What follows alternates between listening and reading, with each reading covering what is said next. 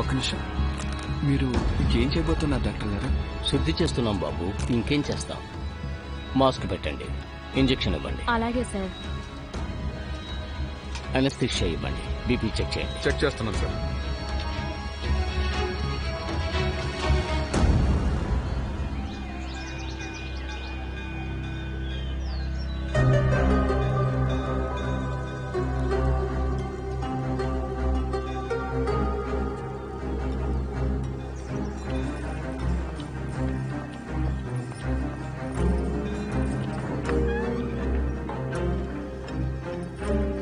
పమ్మి, పమ్మి నిద్రలే. లే వదినా. సత్య నిన్న రాత్రి ఇంటికి రాలేదు. ఏంటి? బాబా మనుషులు వచ్చారు, వాళ్ళతో పాటు వెళ్ళిపోయాడు. రాత్రంతా తన కోసం ఎదురు చూశాను, కానీ తిరిగి రాలేదు.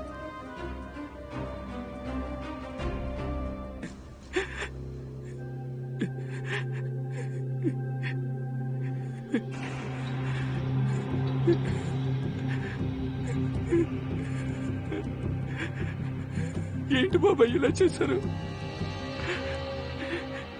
నా జీవితం నాశనం అయిపోయింది. నాశనం కాలేదు, ఉద్ధరించబడింది.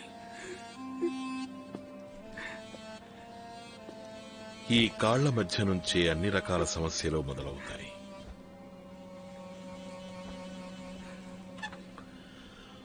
ముందు మనసుని, బుద్ధిని, విచక్షణని కోల్పోతాడు. తర్వాత తనని తానే. ఈ సమస్యని నేను ఆదిలోనే అంతం చేశాను. ఇప్పుడు నువ్వు శుద్ధి అయ్యావు. చివరి వరకు పరిశుద్ధంగానే ఉంటావు. చెడు ఆలోచనలని దరిచేరవు. కానీ బాబాజీ, మరి నేను ఎలా బబితాతో? హోరి మూర్ఖుడా, ఇప్పుడు నువ్వు తన ఆత్మతో పరిపూర్ణంగా ఐక్యమైపోవచ్చు. ఇక మీ ఇద్దరి మనసులు ఏకమవుతాయి. ఆత్మసుఖం అప్పుడే లభిస్తుంది. నువ్వెందుకు దిగులు పడుతున్నావు? నువ్వేమీ మొదటి భక్తుడివి కావు. మన ఆశ్రమంలో చాలా మంది ఇలా శుద్ధి చేయించుకున్నారు.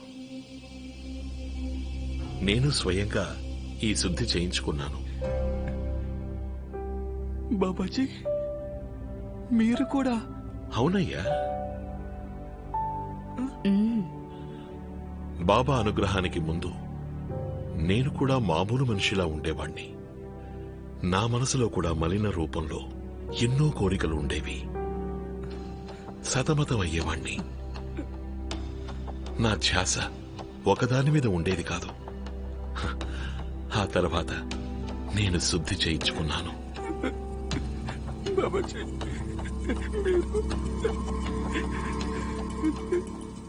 ఎందుకు ఇప్పుడు అనవసరంగా కంటతడి పెడుతున్నావు? దయచేసి నన్ను క్షమించండి బాబాజీ. అనవసరంగా మిమ్మల్ని నేను తప్పుగా అనుకున్నాను. నా మనసులో మిమ్మల్ని తిట్టుకున్నాను. భక్తుల మనసులను అర్థం చేసుకునేవారు మీరు. నా మనసుని మీరు అర్థం చేసుకునే ఉంటారు. దయచేసి నన్ను క్షమించండి బాబాజీ. నీ మనసు నాకు తెలుసు, కానీ నువ్వు ఇలాంటి ఆలోచనల నుంచి బయటపడాలి. సముద్ర మథనం జరగాలి. అప్పుడే అమృతం, విషం రెండూ బయటపడతాయి. ఈ తప్పుడు ఆలోచనలు విషం లాంటివి. వీటిని నేను స్వీకరిస్తాను. శుద్ధీకరణ అనే అమృతాన్ని నీకిస్తాను.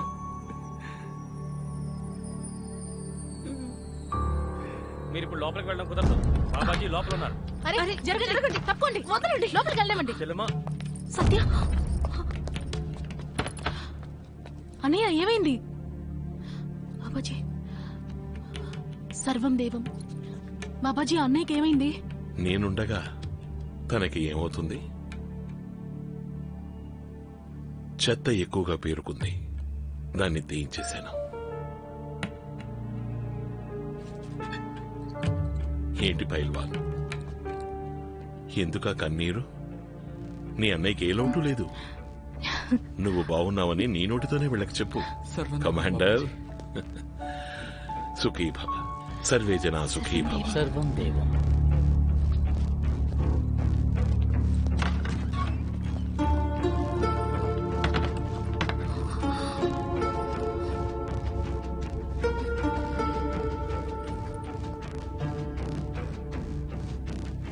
ఏ చెత్త గురించి ఆయన మాట్లాడుతున్నారు?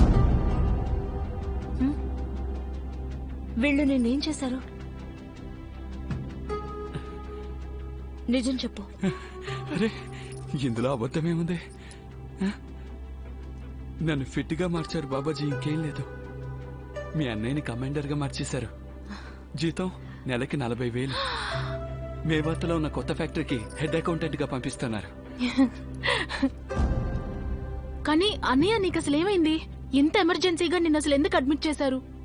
అరే ఏమీ లేదు, బాబాజీని కలవడానికి వెళ్ళానా, కాళ్ళు నొప్పెట్టడం మొదలుపెట్టాయి. నుంచినప్పుడు నొప్పి ఎక్కువైపోయింది. బాబాజీ వెంటనే డాక్టర్ దగ్గరికి నన్ను పంపించారు.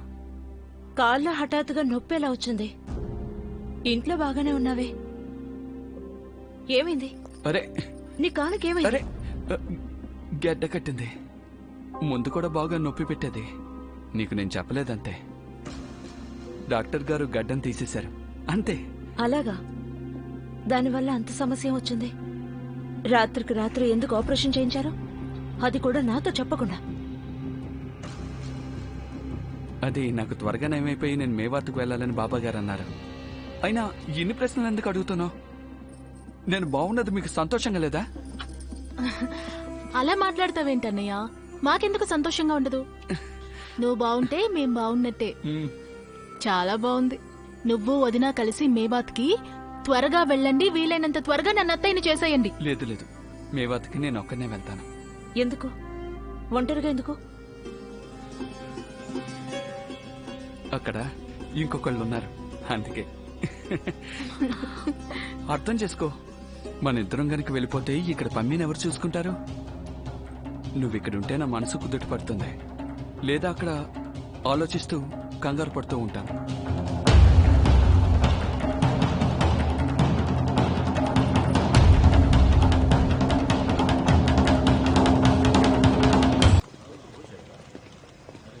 మన డిపార్ట్మెంట్ గురించి నీకు బాగానే తెలుసు.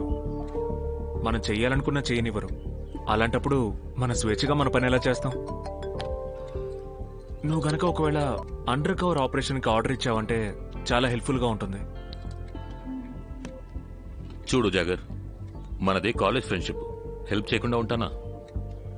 కానీ ఇలా స్పెసిఫిక్ అండర్ కవర్ ఆపరేషన్కి పర్మిషన్ ఎలా ఇవ్వగలను? అది కేవలం హోమ్ మినిస్టర్ చేతిలో ఉంది. I can only gather some routine information, అంతే. సార్, ప్రైమా ఫేసి ఎవిడెన్స్ ఏదైతే ఉందో, అంటే ఇద్దరు sisters DNA, hotel Shabnam CCTV footage, ఈ చైన్ ఆఫ్ ఈవెంట్స్ అన్నిటినీ చూస్తుంటే ఇవ్వడానికి తగిన కారణం ఉందనిపిస్తోంది. ఇంటి నుంచి చెల్లెలు ఫోన్ చేస్తోందా? ఎత్తేంత వరకు వదలరు, మాట్లాడు. ఒక్క నిమిషం. షూర్. Sure.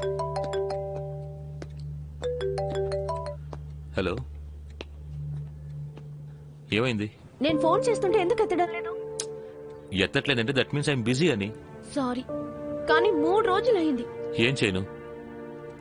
ఎప్పుడు ఫోన్ చేసినా నువ్వు ఒకే మాట చెప్తున్నావు, ట్రాన్స్ఫర్ అని. నేను ఇప్పుడు ఈ లాంగ్ డిస్టెన్స్ ని తట్టుకోలేకపోతున్నాను. మనిద్దరం కలిసి ఉండాలి.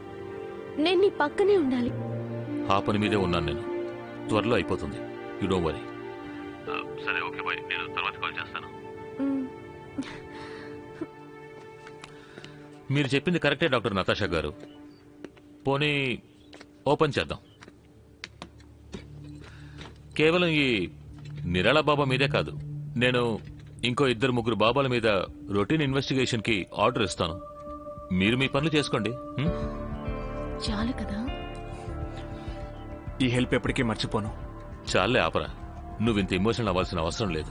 నువ్వు కొంచెం జాగ్రత్తగా ఉండు, ఎందుకంటే ఈ నిరాళ బాబా గతమేమీ అంత గొప్పగా లేదు. ఫ్యూచర్ కూడా బ్యాడ్గానే ఉండబోతోంది.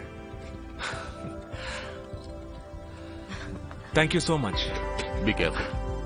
See you soon. Thank you. It's okay.